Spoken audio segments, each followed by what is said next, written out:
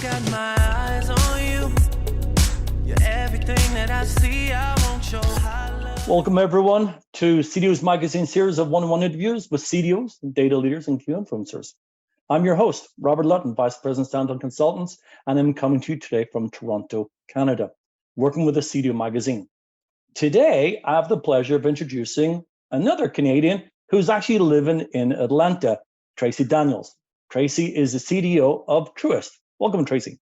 Thank you. We know that this is an evolving role, right?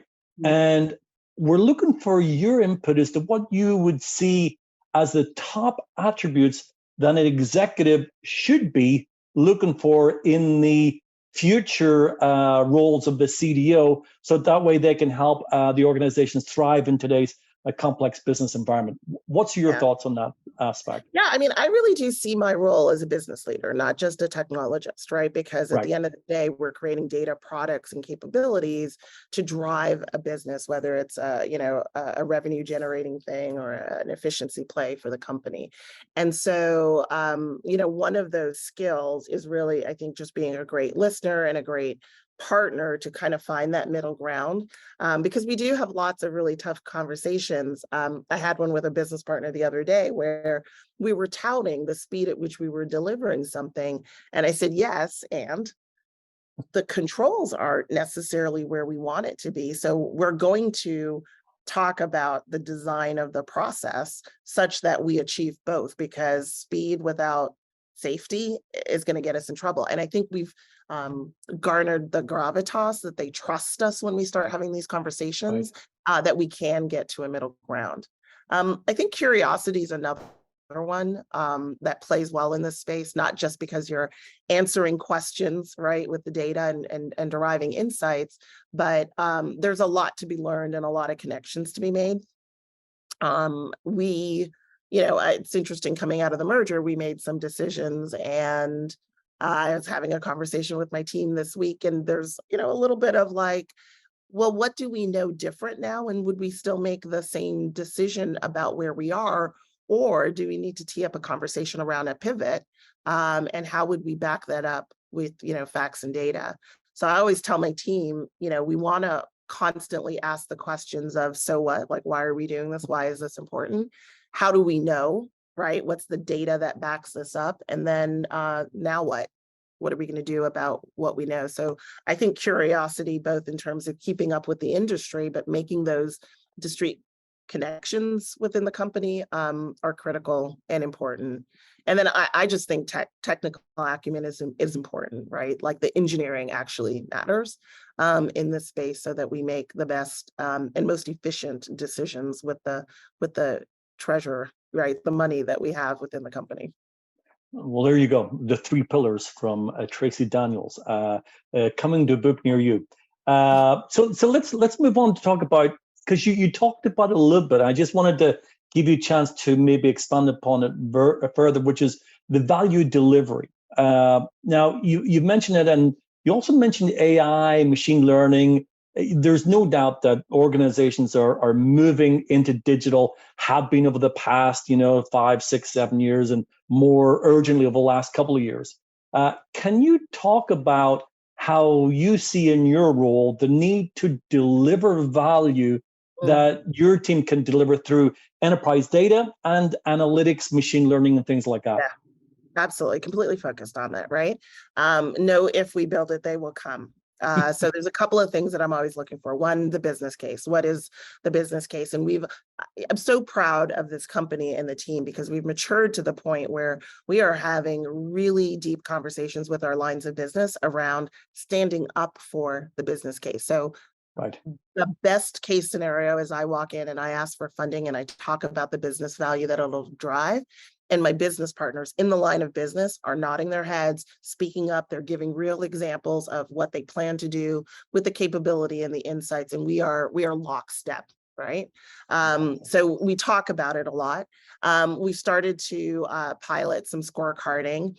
And again, very proud that we said, it's not good enough.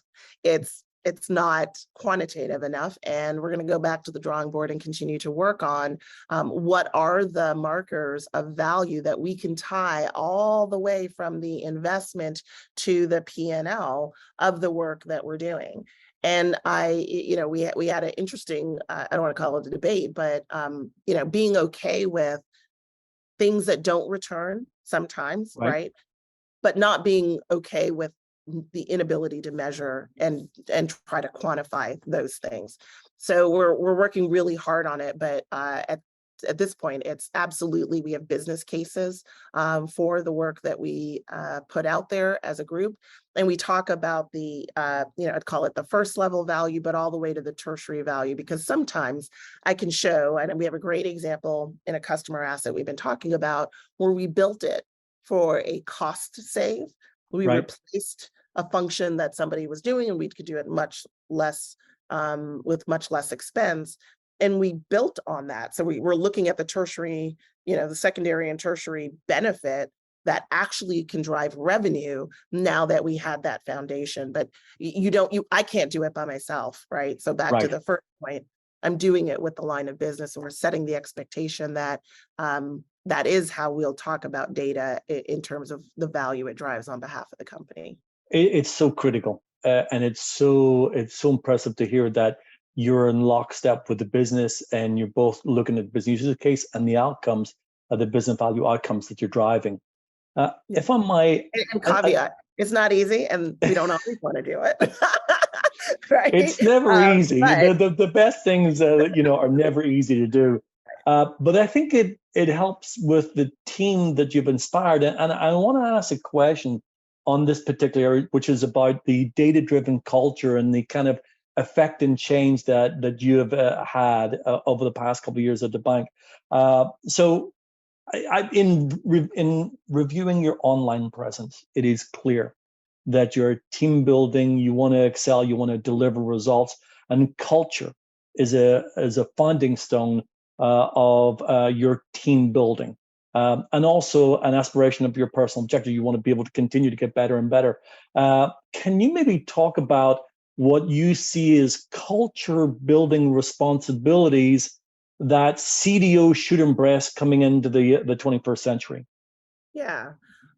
So we do a couple of things at Truist. Very early on, when we sort of laid out how we wanted to communicate through the organization. So we had this strategy, we knew we had governance, we wanted accountability in the lines of business. We actually laid out the framework, and the company really did this. We were just a part of it. We laid out a framework around how we would communicate within the organization. And we created formal structures, and then I'd say there are informal structures that we also leverage. The formal structures included things like communities of practice, right? So again, this idea that data is federated within Truist, there's lots of players and actors on the stage. We needed many mechanisms to get the message out. So we have a data and analytics working group that acts as a very senior council around data and analytics activity for Truist. Yeah. We have a stakeholder group that has more practitioner involvement. And then we have communities of practice where everybody is invited to hear the same message, to best practice share. And so those are what I would call the very sort of formal structures that we use to make sure that we create community and similar language around how we talk about data and data activities. And then there's informal, I call it like more fun things that we do. We run, call it hackathons or data loops. We run symposiums on data. Again, this idea that you continue to bring people together to talk about data and infuse it in how they look at their work and their business. We do things that seem to be maybe not as technical, but we believe it's really important. We ran last year a diversity and inclusion function for data, where we talked about identifying bias and mitigating bias and having inclusive teams and how that benefited data. So again, we look for many different ways to reinforce culture, community, and conversation around data in Truist. And then I personally try to make sure that I participate with my peers in the industry. I have monthly calls with some other CDOs where we're, sharing ideas and batting around, thoughts. And then I love to attend, various events, some of the CDO events or MIT, just to, constantly network and share ideas with the others in the industry. The MIT CDO IQ Symposium, the CDO Magazine Midwest events, and the other CDO events are critical, important for CDOs to meet their peers and listen and understand what's going on. So we thank you for your support on that.